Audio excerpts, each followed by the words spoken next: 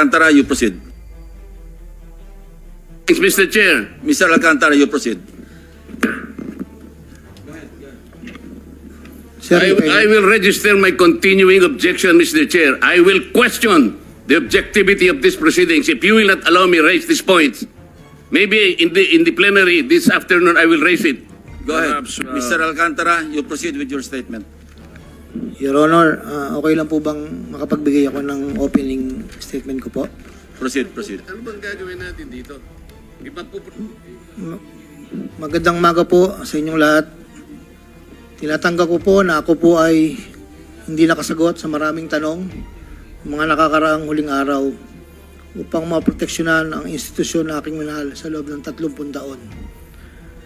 Sabalit nitong mga nakang araw, ako po ay nakapag-isip-isip na tumulong na lamang po sa investigasyon na to para po sa bayan. Narito po ako sa harapan nyo ngayon upang tumulong ng buong puso abot ng aking makakaya upang makapagbigay linaw sa katanungan sa investigasyong ito. Naintindihan ko po na hindi lang mainit ang isyong aking kinakaharap sa kasalukuyan. Mararamin po ang galit sa aming mga kasama sa DPWH dahil sa mga nabanggit na mga sinasabing katiwala sa aming ahensya. Hindi ko na po titingnan to. Ito po galing sa puso ko. Nangangamba po kasi ako sa seguridad ng pamilya ko. Ito pong aking salaysay ay marami pong mga tao na mababanggit at ako po ay humingi ng tawad sa mga tao na to, pero kailangan ko pong sabihin yung katotohanan. Hinihiling ko lang po sa ating buting chairman, sa ating Secretary Justice po, na maproteksyonan po yung pamilya ko. Medyo napakabigat po ng mga babanggitin ko rito. At ito po ay malalaman po natin ngayong umaga. At ako po ay in good faith sa lahat po ng mga senador nandito, sa ating sekretary at sa mga nandito po lahat. Simulan ko na po ang aking inandang salaysay, Your Honor.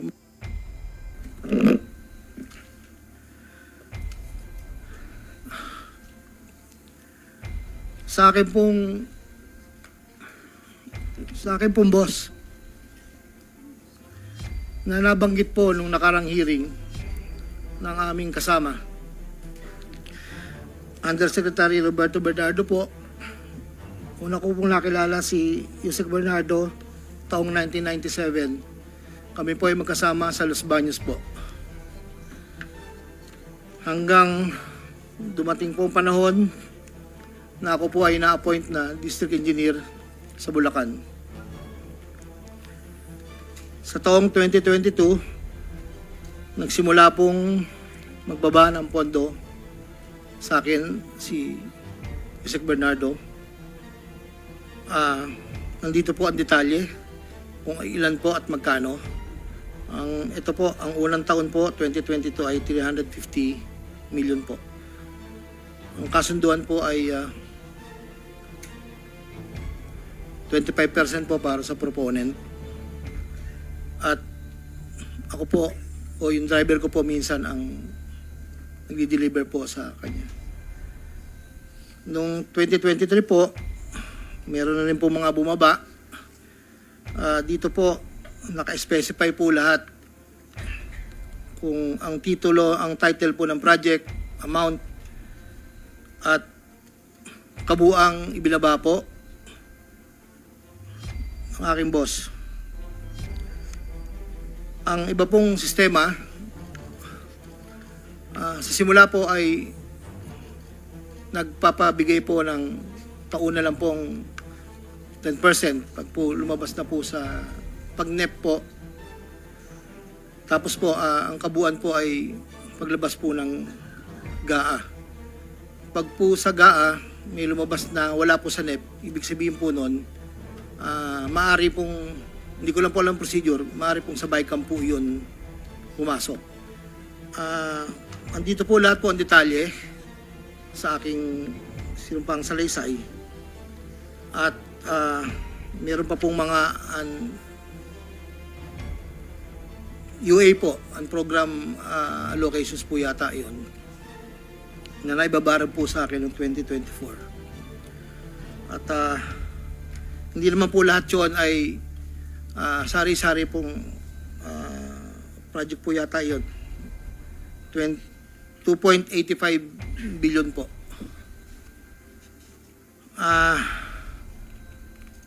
Yung pong sa 2024 na UA, bukod po yung meron pong BICAM and NEP.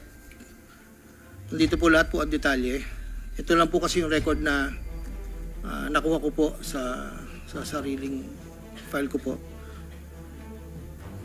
At yun po ay meron pong portion doon na merong 30%, meron pong 25%. Depende po sa proyekto. Ang huli po ay itong 2025. Mayroong halagang 2.55 billion po. 1.65 sa NEP at 900 million sa GAA. At ganoon din po ang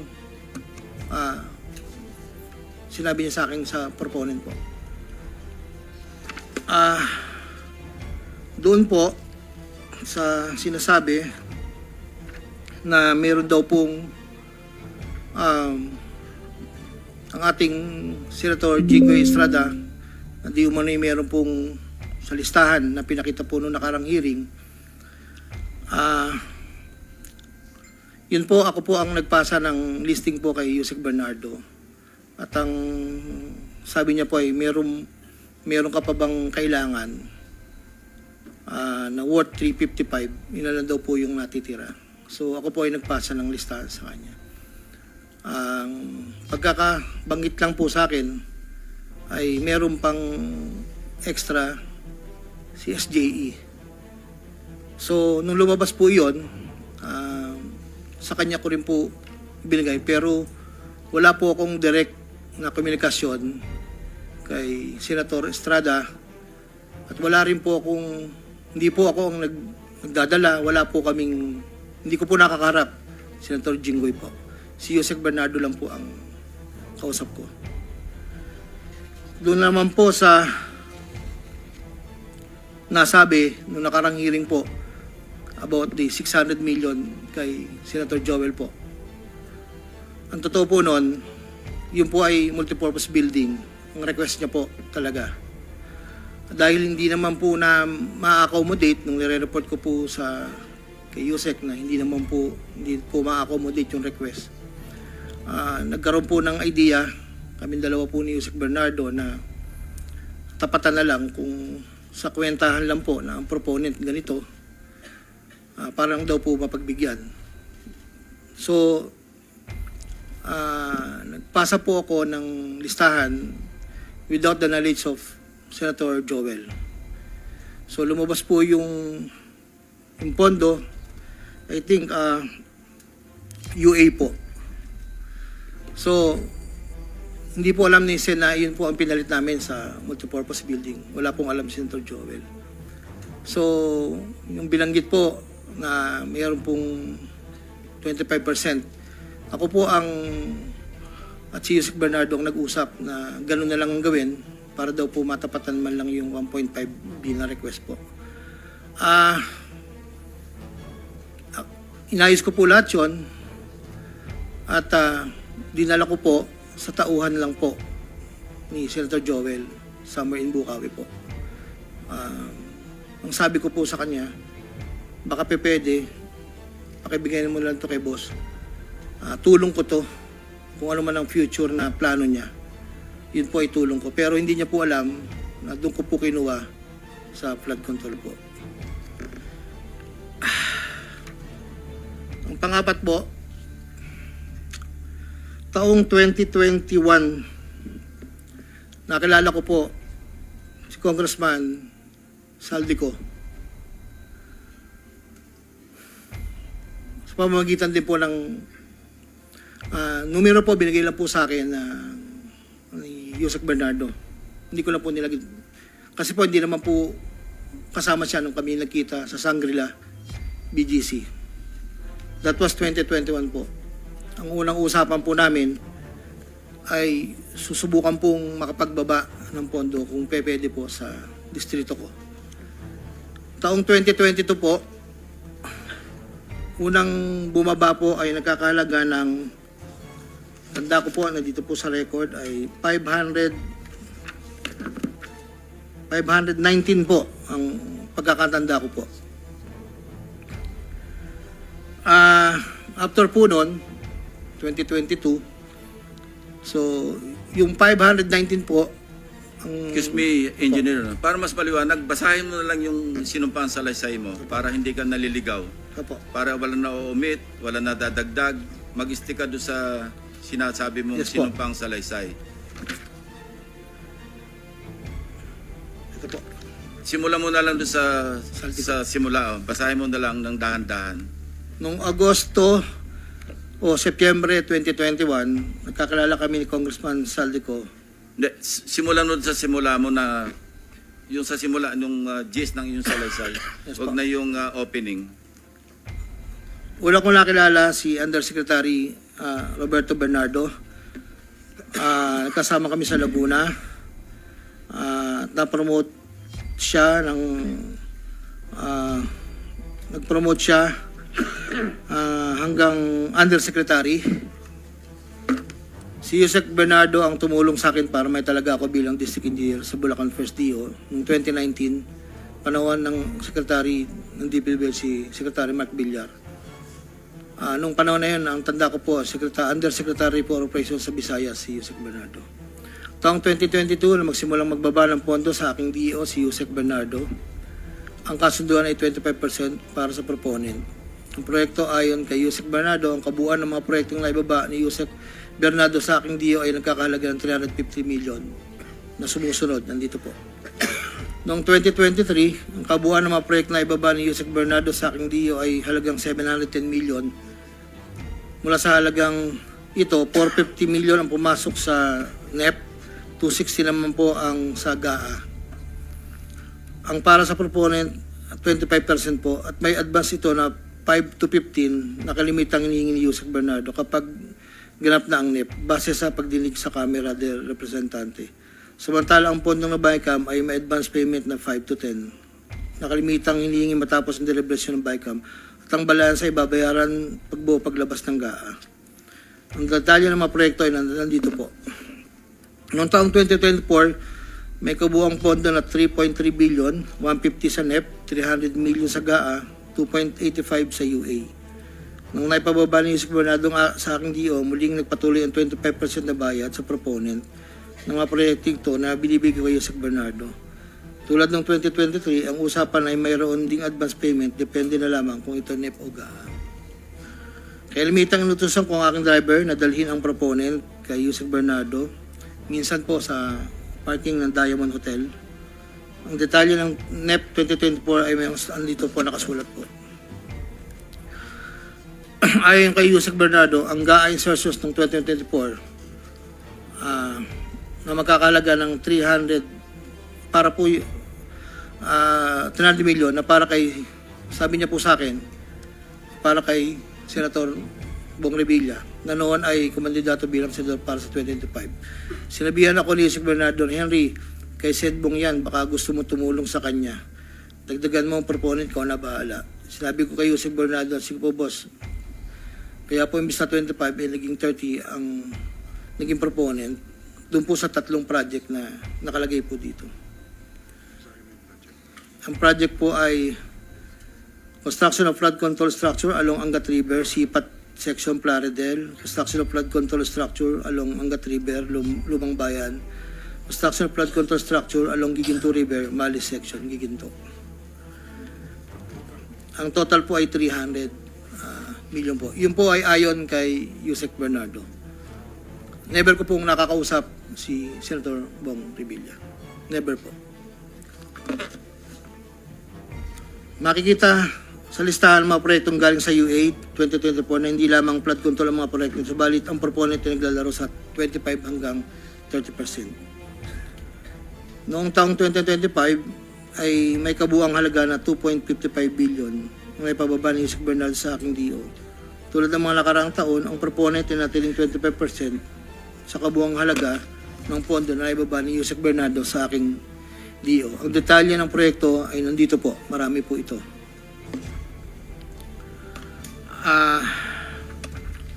Taong 2022, yun nga po, nabanggit ko kanina, humiling si Senator Joel Villanueva ng proyektong multipurpose building, kakalaga ng 1.5B. Sa halagang 1.5B ay 600 million lamang ang napagbigyan ng pondo para sa multipurpose building. Hindi ito napagbigyan, kaya napilitan kaming gumawa ng paraan ni Yusek Bernardo. Hindi humingi ng partikular na proyekto o porsyento si Senator Joel, pero inutos ni Yusek Bernardo na bigyan na lamang ng proyekto na may katumbas na 150 million na proponent. Dahil dito, nabigyan si Senator Joel ng proyektong Unprogrammed Operations ng 2023 nagkakalaga ng 600 million na pawang mga flood control ng mga proyekto at kung saan susumahin na 25% ng proponent ay may halaga na 150 million. Hindi alam ni Senator Joel na flood control ang mga proyektong nailan sa kanya dahil ang aking pagkakaalam ay ayaw po ni Senator Joel ang project na flood control.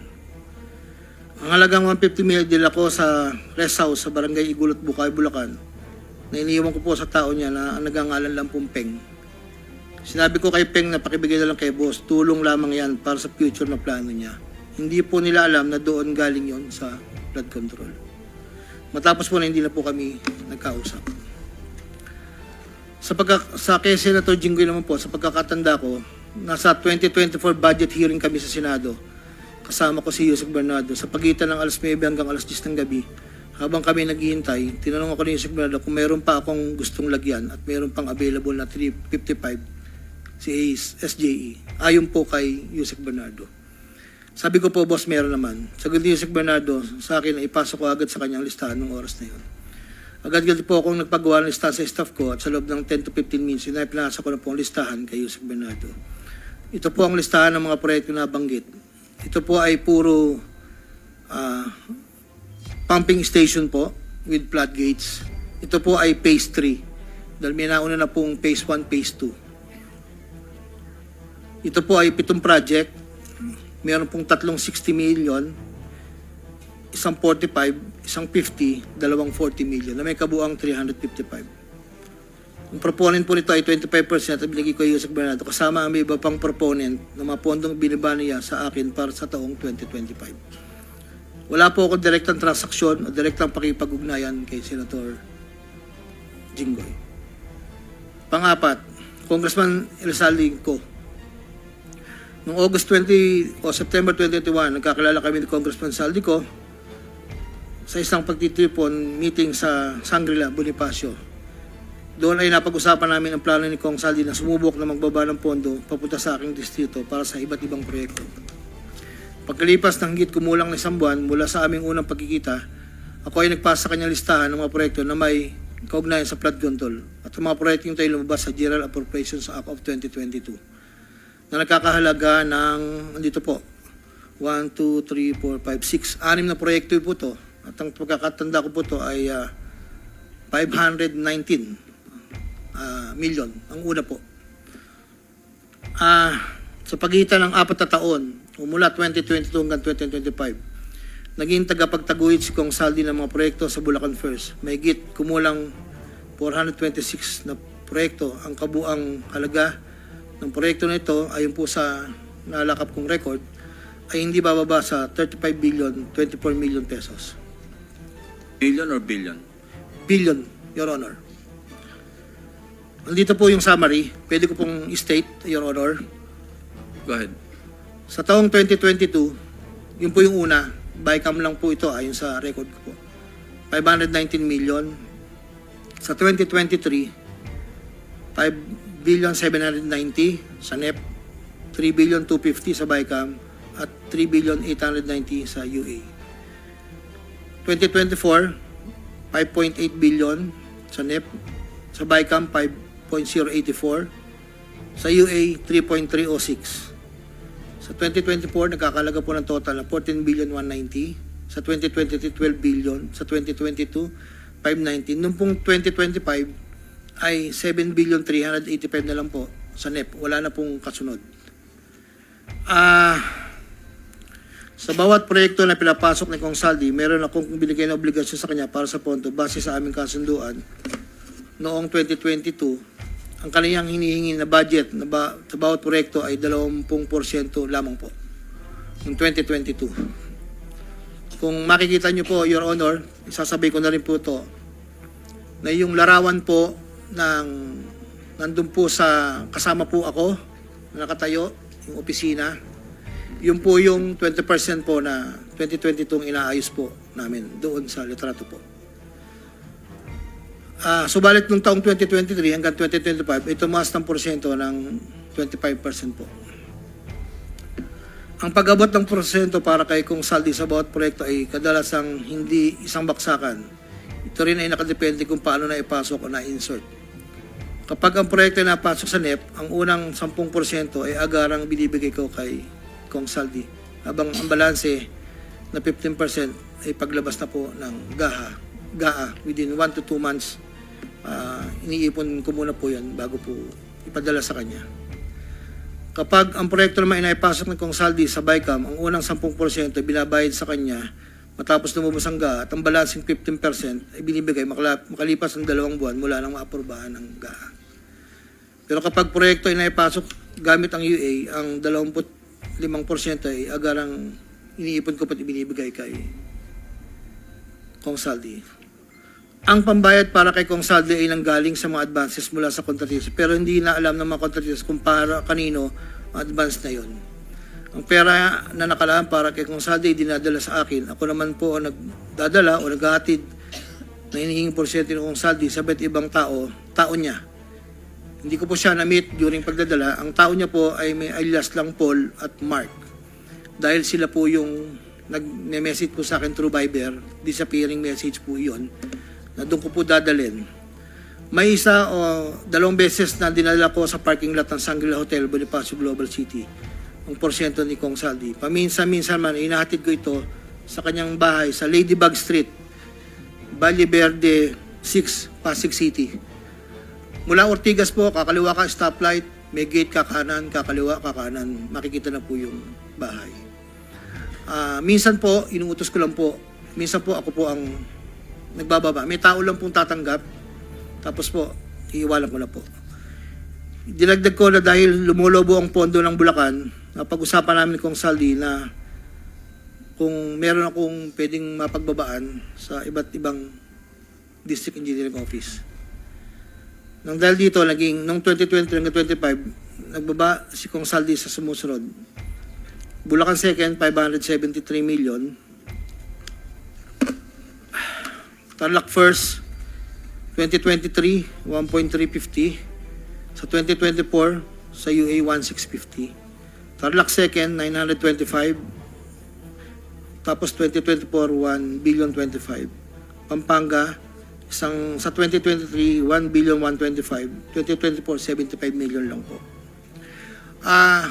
Wala pong alam yung mga tao doon na DE. Ako lang po ang kausap nila. Hindi po alam nila yun ay kay Kong Saldi. Dahil ako lang po, hindi ko po pwedeng sabihin kung saan nanggagaling. Ito po, ang mga iba naman pong nagbababa ay nakilala ko ang kumpanyang Partstar. Ngunit kahit pamilyar ako sa Partstar, hindi ko kilala ang may-ari nito. Naging tauhan ng Partstar ang kilala ko na MK. Na-meet ko po siya sa district. Meron po siyang project na isang tulay na inabutan ko before. Sa pagkakalam ko, si MK ay anak ng may-ari ng Partstar. Nagkaroon ng pagkakataon ng 2020 na lumapit sa akin si MK na Partstar na nakiusap na humingi ng listahan para sa flood control. Ayon kay plano raw nilang lakarin ng pondo para sa mga flood control projects. Ako'y nagbigay sa kanyang listahan at nalabas naman po ito sa GAA at UA. Kinaklaro ko na wala akong alam o personal knowledge kung paano nakuha ng Partstar ang pondo at kung sino ang kausap nila para masiguro ang pagkuha ng pondo. Hindi po ako knowledgeable doon. Basta nagbibigay lang po ako ng listahan. Ang proyektong iginawa ng Partstar ay pinunduhan mula sa National Expenditure Program at papondong itinakda ng bicameral conference. Ayon po sa record. Ito pa po, meron pong 2022, si Commissioner Mario Lipana po, ay nanghingi rin po sa akin ng listahan. Taong 2023, nakapagbaba po siya sa UA ng 500 million. 2024, 400 million. 2025, 500 million. Wala akong personal knowledge kung paano nila nakuha ang pondo at kung sino kausap lang. Ang listahan ng mga proyektong na ipasok ni Comilipana ay nakalakip sa sinumpang salaysay sa annex po. Nandito po lahat yung detalye. Nung nabanggit po nung nakaraang hearing, former Congressman Mitch Kaayon, noong taong 2021, nakilala ko si isang pagtitipon, hindi ko na po matandaan, alam ko po birthday, na noon ay Yusek pa po, ang pagkakatanda ko. Dito ay nakapag-usap kami at tinanong niya kung pwede siya magpababa ng pondo sa aking DO. At sinagot ko naman na, opo, pwede po. Noong taong 2022, nakapagbaba ng halagang 411 million sa GAA si Yusek Mitch, na may usapan kami na may gastos na 10% lang po. Hindi niya po pinakailaman yon. Sabi niya, bahala ka na kung sino man ang mananalot contractor niyan.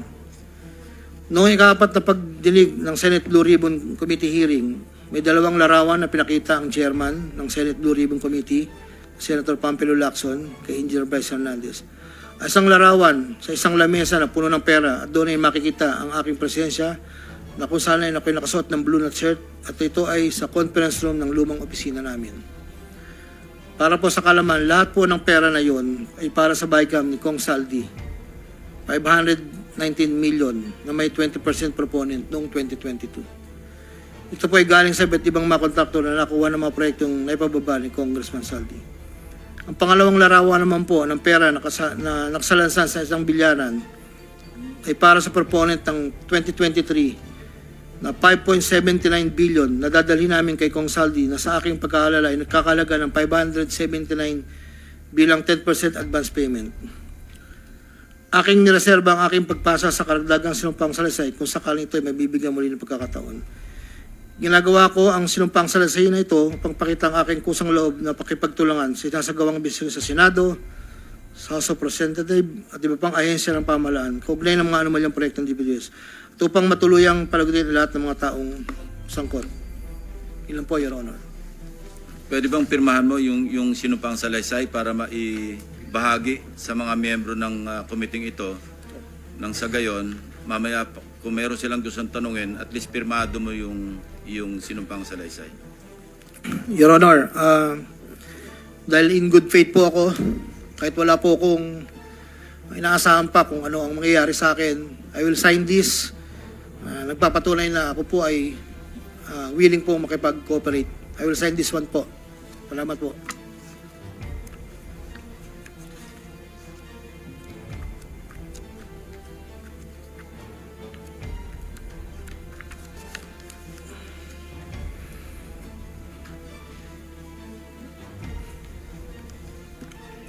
While he is signing, Secretary Remulla, I understand you have a manifestation to make before the committee. Yes, sir. Morning, Mr. Chairman. Morning, members of the committee. Due to the gravity of the allegations in the affidavit and it being a sworn statement, I believe that this will be very helpful to the Department of Justice and the Witness Protection Program in trying to file a case as soon as possible, as this is the demand of the people. This is what the people of the Philippines want. So, in that regard, Mr. Chairman, I hope that I will be allowed to bring Mr. Alcantara to the DOJ this morning, so that we can evaluate his affidavit in full, given all the annexes, and that we can also ask him to sign certain documents that may be necessary to pursue the malefactors mentioned in his affidavit. That is our request, Mr. Chairman. On condition that you have to bring him back after lunch, so the members of the committee may also propound questions. Yes, sir. We will bring him up. We bring him back by 1:30 to 2 o'clock, sir. In the meantime, they can read the affidavit, the signed affidavit, so they can prepare their questions later. Yes, sir. Any objection?